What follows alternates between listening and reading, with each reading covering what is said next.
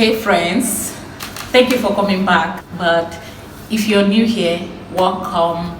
My name is Lillian. Today I am going to tell you guys how I became a single mom and how I am stuck here in my middle age with 2 kids with no man to call my own. Get your coffee, your popcorn, get your bottle of Coke, get water, sit down, increase the volume of your phone, your computer, your television, whatever you're using to view this video right now, increase the volume, okay? Increase it, because we are in for gist, heart-to-heart talk. This video is not for validation, just me. I want to share. I'm seeing a lot of these videos on YouTube. There's this South African YouTuber that inspired me to do this video. Her name is Amanda. I think I'm going to leave her channel's name up here, because before now I have always been shying away from that topic because I don't want people to think I'm giving too much information. I'm giving too much information about myself. So, but then after watching her video, I'm seeing another, and I'm seeing another. I'm seeing a lot of these videos, and they are African ladies living in Africa. So I'm going to share with you guys my struggle as a single mom at my age, not so old yet not so young. I'm just stuck in the middle with 2 kids. And how is my love life going? Who is warming my bed?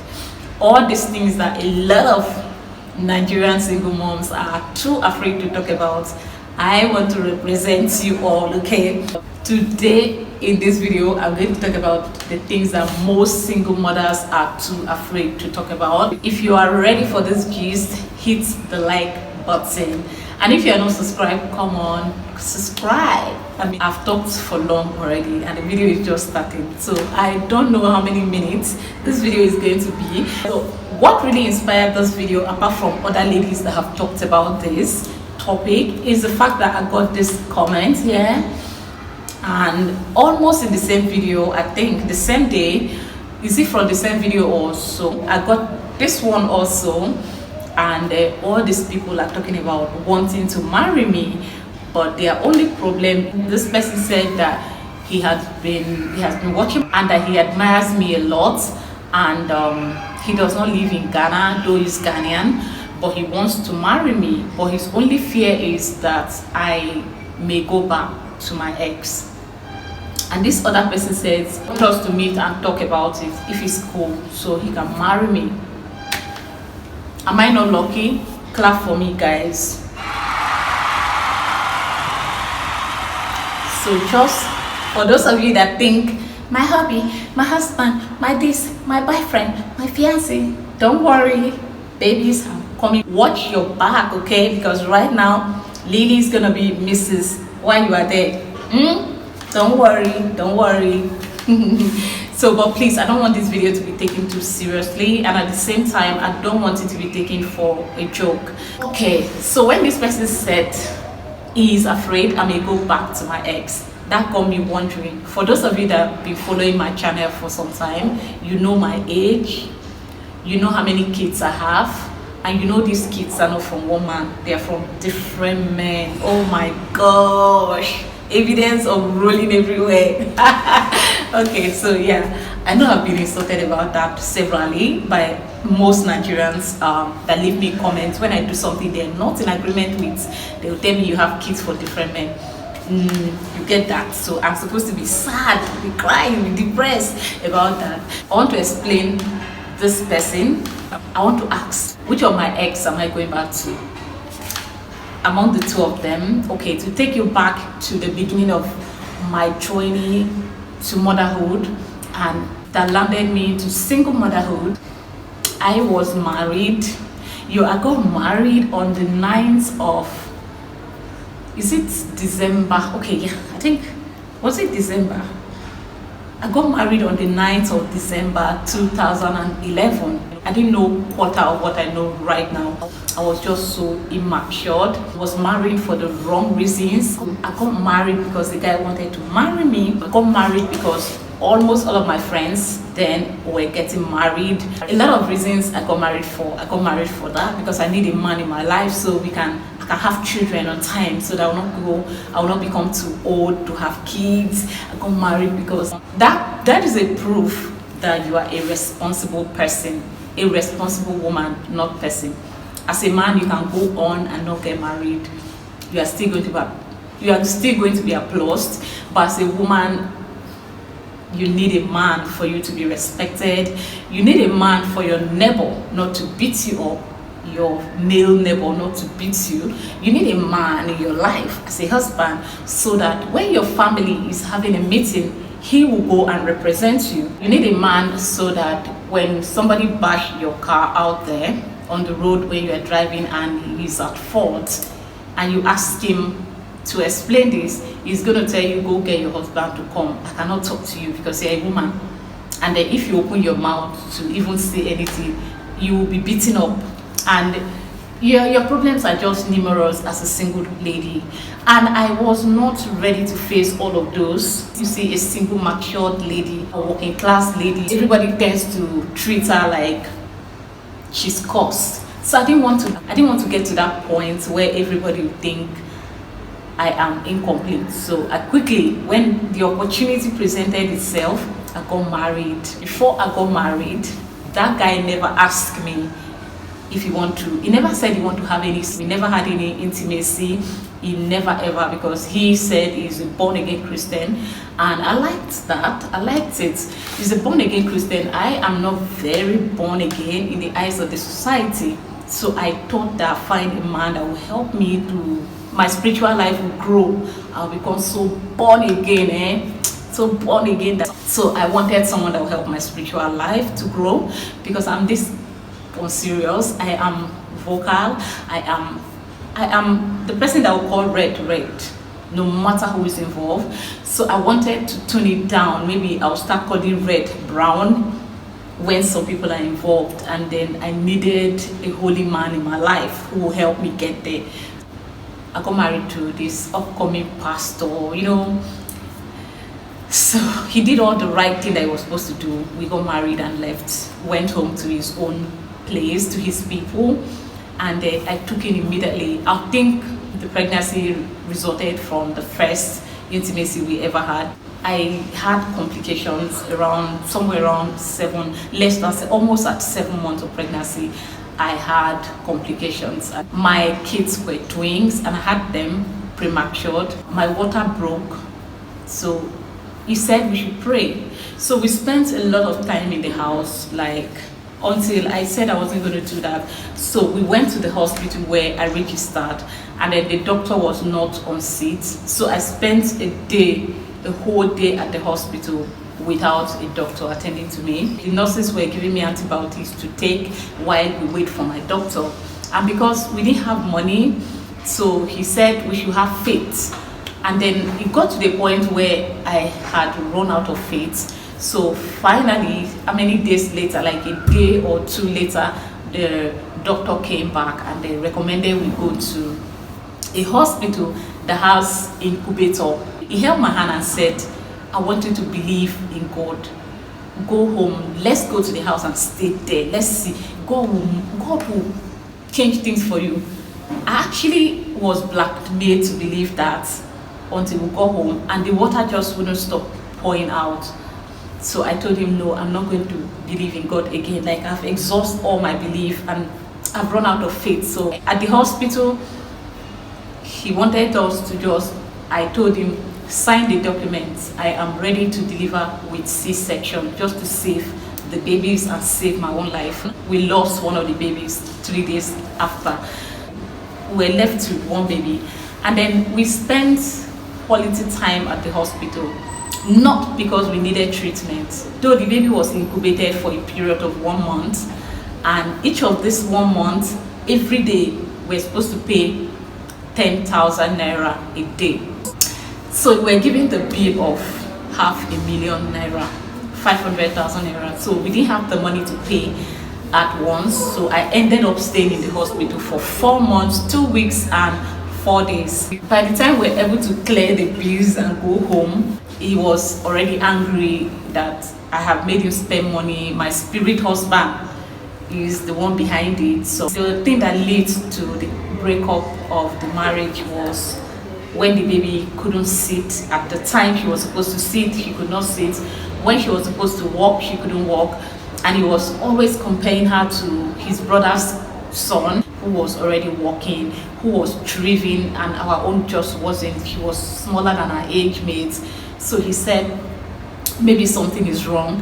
He looked at her symptoms and did research without telling me, and then he discovered that the baby has cerebral palsy. Immediately he discovered that, he told me to pack my things. We are going to the village to see our families. The house we're living in Port Harcourt, my landlady said, Lillian, do not go. This man is up to something and we don't know what that is. And I said, my conscience is clear. I've not done anything wrong. So if he said we should go home to see families, why not? I want to see my family. At least since I had the baby, I've not gone home. So this is an opportunity for us. I didn't pack all of my things because I didn't know that he was returning me home. We first went to his own family. That night, he just woke up in the middle of the night and said I've made his life miserable for him. That's in his own village. And that he said I've made his life miserable for him and that he's tired, that he just wants me to go, to take my baby and go. And I was like, why? What have I done? Like, is this why you brought me here? He said that you should not talk when he's talking. And I said, there is no how I will not talk when you are talking.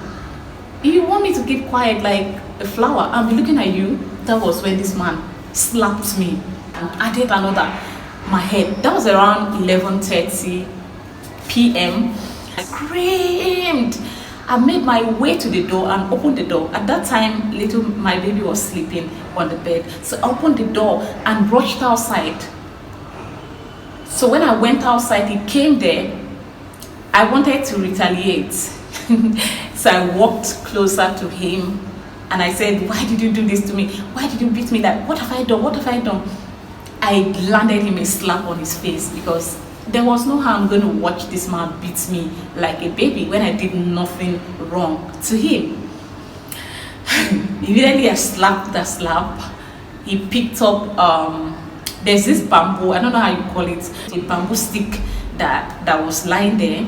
This man picked it up because immediately I slapped him. I wanted to just run. So when he picked up the bamboo and was coming towards me, I ran and I was screaming, Jesus, Jesus, when he was coming towards me with the bamboo stick, and I was screaming, Jesus, Jesus. That was how he fell down. I didn't even know how he fell down. Today, he fell down. So I used the opportunity of him struggling to get up. I used that time to jump into the bush, and I ran like that to some house.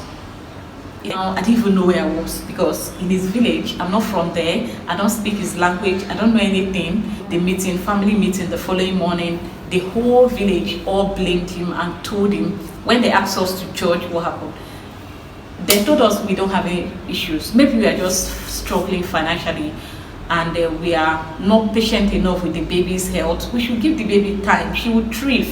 He said, no, I'm a witch. He's done with the marriage. And I said, okay. And that if I continue to be there, he's going to kill me and kill my baby. And nothing will happen. This is Nigeria, and of course, I don't have anyone that says, okay, they are going to stand by me. If anything, should anything happens to me, they are just going to say, leave it for God. Leave it for God. So I come from that kind of family. And if I don't stand up and leave, I'm going to die and nothing will happen. So I told the elderly man that, held the meeting, his uncle. I said, okay, since he has insisted that I go, I want to go, but on one condition, that he personally take me back to my people and hand me over. If I go alone, they are going to think that he's behaved. So I wanted him to come with me so he can explain to them all of my, my fault, so they can know. Surprisingly to me, I wasn't asking him to do that because I thought he would refuse actually, but I was very surprised that I didn't even put effort. He just agreed, and he took me back. All the people that went to pay my bride price, he went with them so they can take their money back. So he returned me to my family, and then we had a meeting with my family, and we all judged the case, and then he said what he said, and my family could not find any fault in me. Then I didn't do anything. He made it clear that this baby here, I have donated her for my spirit husband. You get it? So spirit husband have taken over the baby's health, so he don't want us again. So my family asked him if he's going to support the baby financially, and he said he will.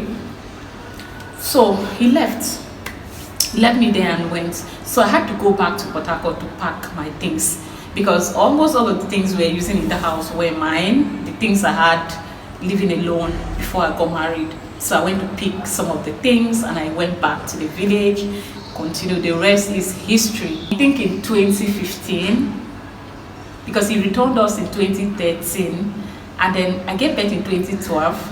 He returned me in 2013, and then he came back in 2015 to spy. Immediately he came, I knew why. He was coming to see if the baby is doing well or not.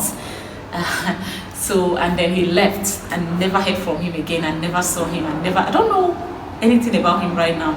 So 8 years later, I fall pregnant for a guy that I met here in Accra, Ghana. So, I met a guy online. We met online actually, and we're just starting to know each other.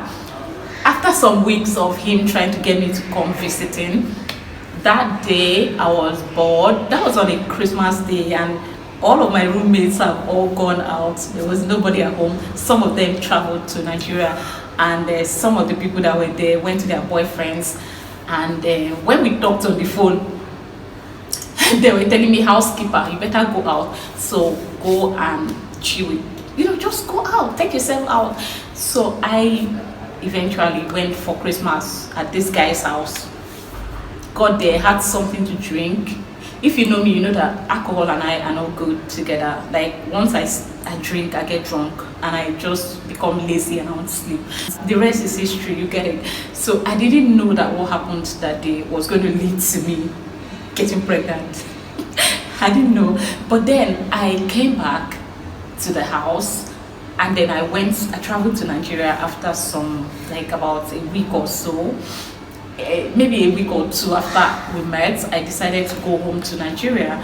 And then on getting to Nigeria, there was COVID-19 locked down, that the whole world were locked, was on a lockdown, and the whole borders were locked down. You cannot travel. So it was then I discovered I was pregnant, and I contacted this guy immediately. Do you remember what happened that day? And he said yes. Do you know that it has resulted into pregnancy? And he said okay. I said, is that all you're going to say? And he said yes. Okay, thinking he was going to contact me again so we can talk. He never did. So like a month later, because I needed to go for antenatal, if I'm going to keep the baby, it made sense that I go to the hospital and register. That's if I'm keeping the baby. So, and at my age, it wasn't making any sense for me to go have an abortion. And the fact that my daughter was worrying me, baby, anywhere she sees a little baby, she will say, baby, mommy, when are you having a baby? There's nothing I give her that she likes anymore. She just wants a baby. So when that happened, I was like, okay, so why not? I told my elder sister, see what has happened to me, and I want to abort. She said, God forbid, you can never do that. You can never do that. So I kept it. It was not easy for me. So when I reached back to the guy for further discussion about that, he was telling me, since I'm keeping the pregnancy, send me your own share of the money. Let me bring half, let me bring half, so that I can go for antenatal. And that was when he told me, okay, I want money, right? He doesn't have any money, so I should find my life. I should look for something to do about myself, that his hands are not there. That in fact, as he's talking to me right now, his wife is pregnant. Okay, you'll be wondering, oh Lily, we're dating a married man. No, he was never married. His girlfriend, the girl, he was cheating on me. I mean, he was cheating on her with me. I wouldn't say he's cheated on me with her. He cheated on her with me, and I didn't know that. He's not married. He just had a relationship. He said his wife is pregnant, and I said, I understand. Most people in Ghana will call their girlfriend's wife. You get it? It's a norm. So I told him, oh, so because of that, I should be left to do with what should I do with myself at this point? It's too late for me to even think of abortion, if at all I would ever do. So what should I do right now? And he was telling me, anything I like, I should do with myself. He don't care. And the last word I told this guy was congratulations. That was all I told him, and I never any day tested him again until the arrival of the baby. I never bothered him again. He never any day check up on me to say, are you alive? Are you dead? The baby came, and there was lots of arguments from friends, suggestions that I delete his contact, block him, he cannot find me, this and that, forget about him, and keep the baby. After all, she's a girl. But I said I won't be doing that to my daughter. I'm not going to hit her identity. I'm going to leave it if he wants to be part of her life or not. And I made that I contacted him immediately that the baby is here. He had to put me through the stress of making a video call to prove that I'm not lying. With my pains, with the pains of me having to pay bills, I had to prove to him that I'm not lying via video call. So after persuading me, pleading, to allow him name the baby, to be part of her life, he's sorry, this and that. I didn't do that because he pleaded with me. I didn't allow him to name her because he pleaded with me. No, I did that for my daughter. So I actually agreed, not because he apologized to me or because he pleaded with me. I agreed for the sake of my daughter, that is my little Wendy. So I allowed him to name her, I allowed his name into the birth certificate, and then voila, what happened? I'm a single mom, and I've been focusing on that. I think at some point they sent support to us in Nigeria, and that came with lots of arguments, He said he doesn't have money, and it's not like I could not continue taking care of the baby alone. I wanted him to make some kind of commitment. You see, Wendy, a lot of people tells me she looks like me. There is no part of her that looks like me. She looks like her dad and all of his family members. The day the grandmother saw her, she was just laughing the entire time. She was shocked at, looking at Wendy. She was surprised. A child can look like someone, that wasn't even there when they had that child. So at this point, when all of these things happen, what am I supposed to do? Who am I supposed to go back to? Is there anybody I'm supposed to go back to? I can burst your bubble. None of them wants me back, okay? None of them wants me back. So don't worry. If you want to marry me, come and marry me. Okay, now let's be honest. Let's be serious. I am not looking forward to get married again. Even before I had the second baby, it was not in my agenda. But never can tell. You get it? You never can tell if I will find love. And then this time I'm going to get married. Like, we're going to get married. Not me getting married to someone that wants to marry me. It's going to be me getting married to someone that I also want to marry. Do you understand? We fall in love, forget ourselves, or married. But the guy must be self-sufficient. He has to be independent mentally. He has to love himself enough to be happy with himself, and he has to be, of course, financial freedom. Who gonna pay my bills? Is it me? Pay for us? No, sir. You're gonna pay. I'm gonna pay. You bring, I bring. You get it. We're gonna have a union, not a one-man camp or something. So that is how I ended up as a single mom. So I'm not looking forward to get married again, but never can tell. Maybe sometime, but not right now, because with the cases of stepmothers killing their stepsons, for me, I'm scared. Like there's this child in Botswana that was sold and killed for ritual purpose by his stepfather because he needed money to go to Canada, and the mother is cool with it. Yeah, from the look of things, from all the pictures and videos I've been seeing on the internet, she's not bothered about it.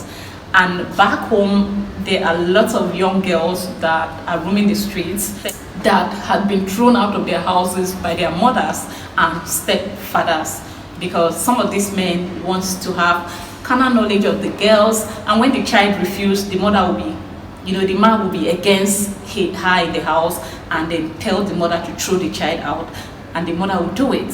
Most mothers do, like 99% of them do it, and some, that is the lucky one.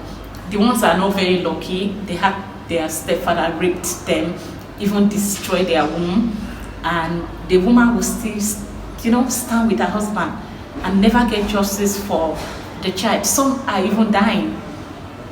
A stepfather will rape a child and the mother will know about it and keep the secret because she doesn't want her marriage to end. She wants to be attached to a man. So I know all of these things and I'm not ready to risk my kids for that. So right now, that is why I'm still single. It's not like I don't get people asking to marry me. No, it's not something I want to do right now. If you have time to pray for me, let me give you a prayer point. Pray that God help me, give me wisdom and open doors for me, especially financially, and good health so I can take care of my girls. I am happy. I don't need any man for that. So, but then, thank you for expressing yourself. Thank you for admiring me. All right, so for now, I'm going to be a single mom for some time. Yeah, I don't know how long, but it's going to be for some time. I don't know how long. All right, so thank you for watching this video.